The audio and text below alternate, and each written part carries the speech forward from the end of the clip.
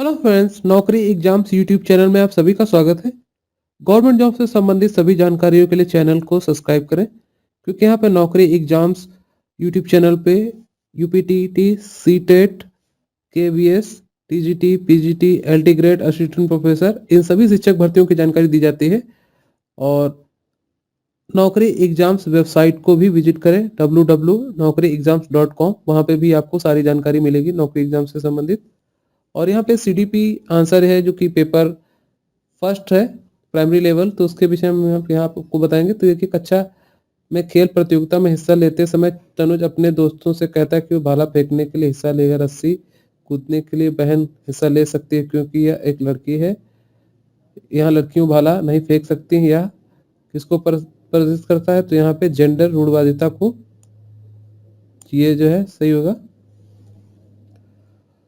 उसके बाद यहाँ पे आपसारी चिंतन, जबकि अभिसारी, आपसारी अभिसारी, तो इसमें लिखना है कई उत्तरों को प्रोत्साहित करता है एक समाधान। सही स्तर पर, तो ये ऑप्शन 1 सही होगा।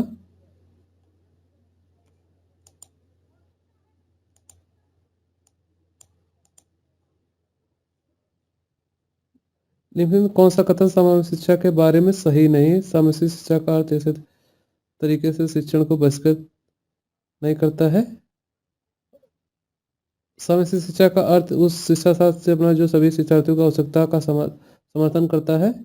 समान शिक्षा भाषा शैली में अंतर को समावेशित करती है, सहयोग को बढ़ाती है, निश्चित पाठ्यक्रम मूल्यांकन, आसपास की समान शिक्षा को केंद्रित करते एक नहीं सही है। उसके बाद यहाँ पे नीचे देखिए, शिक्षार्थी जो पहले से जानते हैं उसके आधार पर ज्ञान का निर्माण करते हैं, पैटर्न ढूंढता है, पिछले ज्ञान के साथ जुड़ाव करने में विद्यार्थी को जानकारी को सार्थक रूप से संसाधित करता है, करने में मदद मिलती है। तो यहाँ पे इसका राइट आंसर होगा ए आर, दोनों सही है। उसके बाद बच्चों द्वारा बचपन अलग अलग संस्कृति में अलग अलग तरह से अनुभव करते हैं। बच्चों का यहाँ पे विकास सार्वभौमिक है, तो यहाँ पे ये सही, आर गलत है। तो ये जो है इसमें से ए सही, आर गलत। अब प्रेरणा के आरोपण सिद्धांत के अनुसार निम्नलिखित किसके लगातार कोशिश और बेहतर प्रदर्शन की संभावना? तो यहाँ पे असफलता और असफलता दोनों के लिए आंतरिक आरोपण।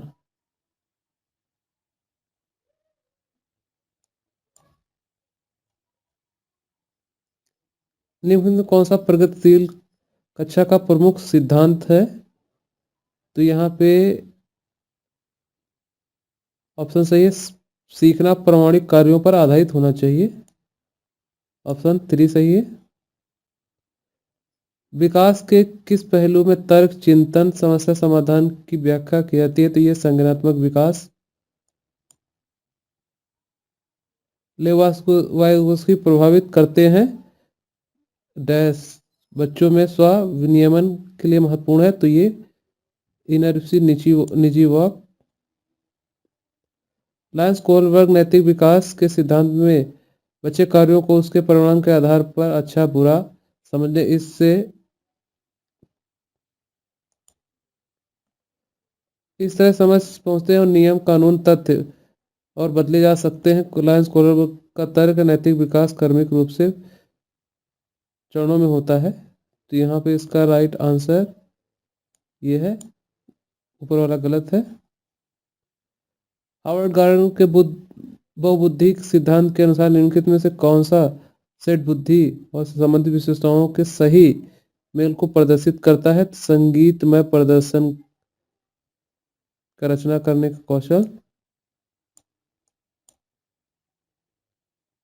निम्नलिखित में कौन सा अधिगम के बारे में सही नहीं है? तो इसमें जो है अधिगम पूर्व ज्ञान निर्धारित करता है, सॉरी निर्भर करता है। अधिगम तात्पर्य पूर्व वैचारिक किस्म का पुनर्गठन से है। अधिगम क्रिया द्वारा संपादित होती है। अधिगम प्रक्रिया नहीं अपूत उत्पाद है। तो इसका जो है ये सही नहीं, ऑप्शन नंबर 4। निम्न में से कौन सा समस्या समाधान को बढ़ावा देता है? तो चिंतन ये आबसारी चिंतन, सॉरी ऑप्शन 1 सही है।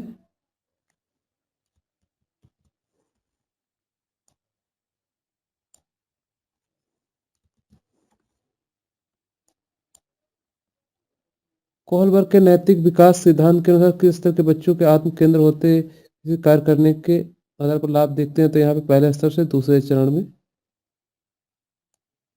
ऑप्शन 2 सही। वंचित वर्गों से संबंधित वृत्तों समाज समावेशन के लिए विविध परंपराओं के प्रति जागरूक और संवेदनशील को बढ़ावा देना चाहिए, ऑप्शन 1 सही है।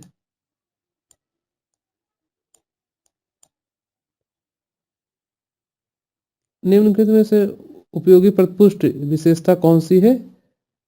तो यहाँ पे करेक्टर ऑफ फीडबैक के विषय में पूछा है, तो यह व्यापक और समान।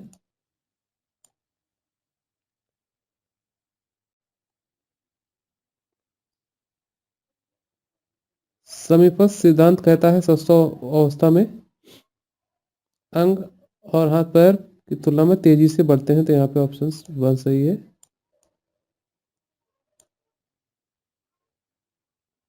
विद्यालयी पाठ्यक्रम के विद्यार्थी के संस्कृत ज्ञान को उचित स्थान मूल्य देना चाहिए। विद्यार्थी की उनकी सांस्कृतिक पहचान को बनाए रखने के लिए समर्थन प्रदान करना सीखने की प्रक्रिया में सुगम बनाता है, तो ऑप्शन 1 सही, ए आर दोनों सही, ए आर की सही व्याख्या है।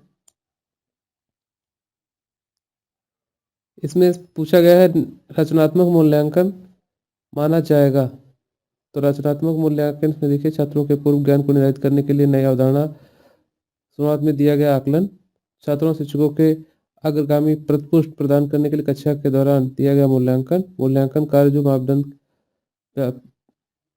मानक पैमाने के अनुसार छात्रों की तुलना करने में सहायक होता है, तो यहाँ पे ऑप्शन 3 सही है।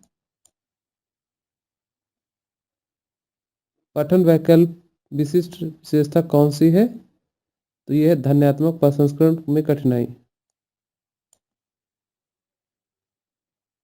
निम्न में किस प्रकार के प्रश्न छात्र को जानकारी गंभीर रूप से मूल्यांकन करने की योग्यता का आकलन करने में मदद करते हैं? तो यहाँ पे प्रश्न है वे प्रश्न जो व्यक्तिगत रूप राय पूछते हैं।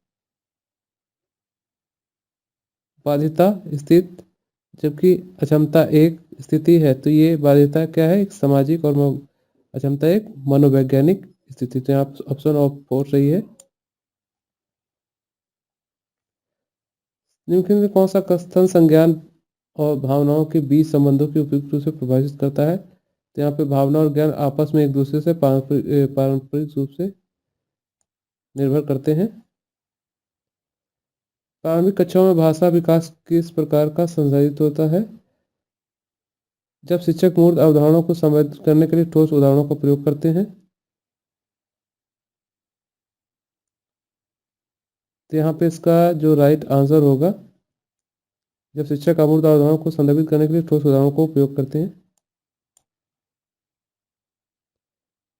निम्नलिखित कौन सा आंतरिक अभिप्रेरणा का सही वर्णन करता है?